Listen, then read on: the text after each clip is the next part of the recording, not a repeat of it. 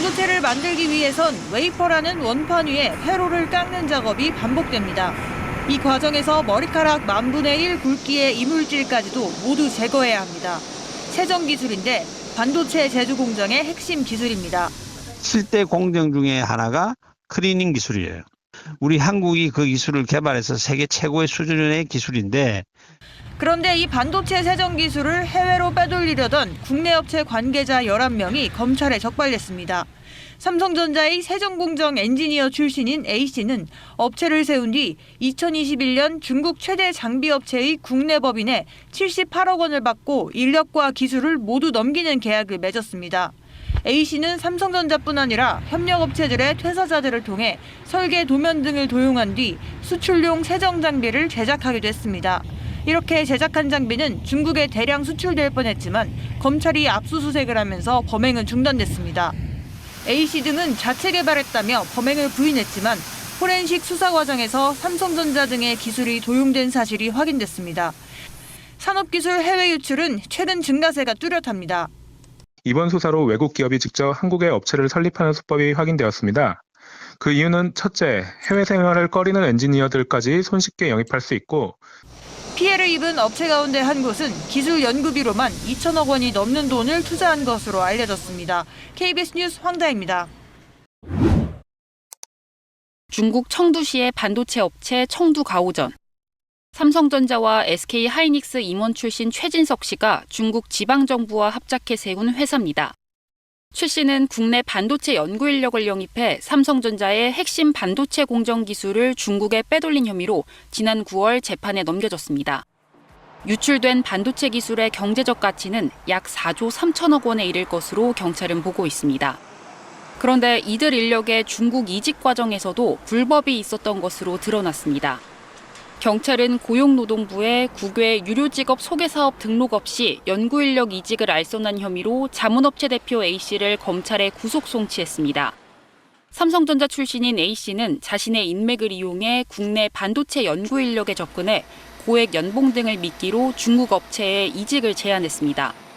또 자신이 이직을 알선한 중국 업체의 고문으로도 활동했습니다.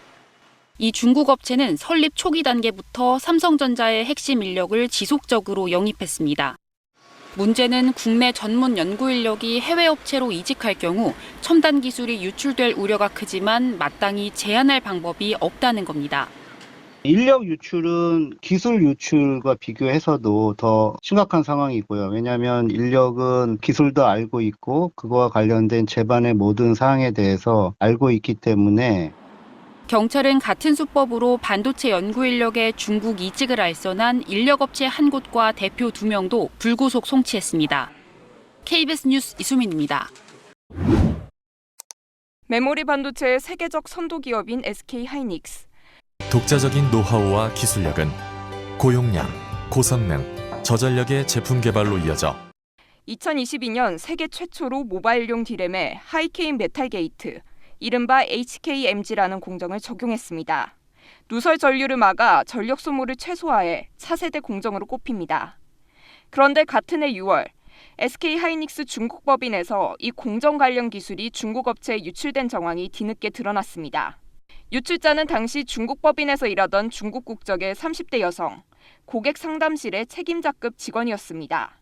HKMG 관련 자료를 출력해 유출한 혐의를 받는데 USB를 통해 자료를 빼낼 수 없자 3,000장을 인쇄해 챙겼습니다. 당시 이 직원은 이미 중국 기업 화웨이의 반도체 자회사인 하이실리콘에 이직하기로 정해졌던 상황.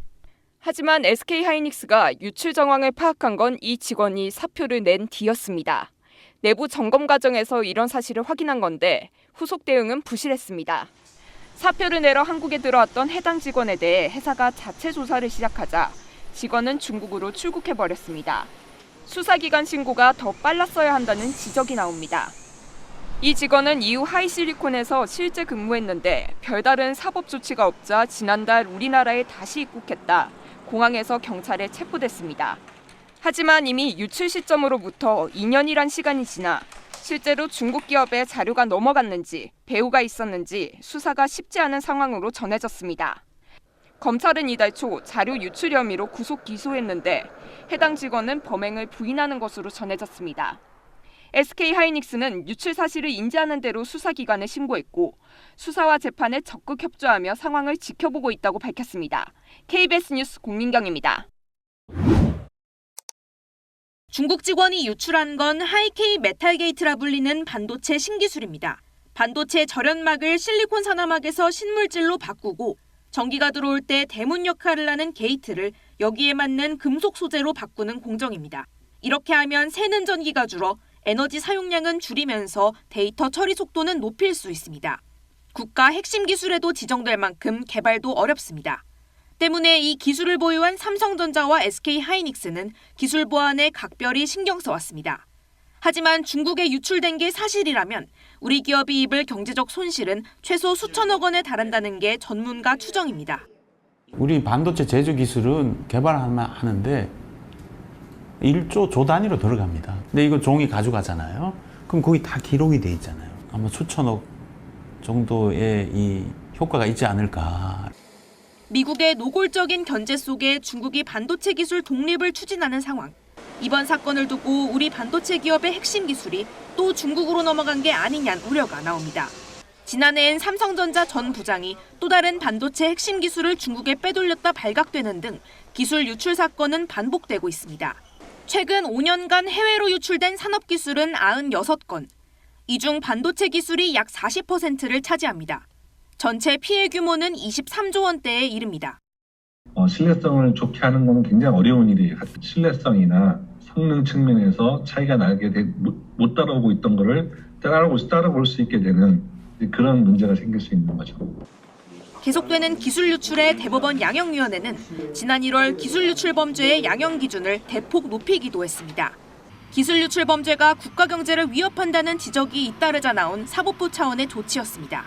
KBS 뉴스 신현욱입니다.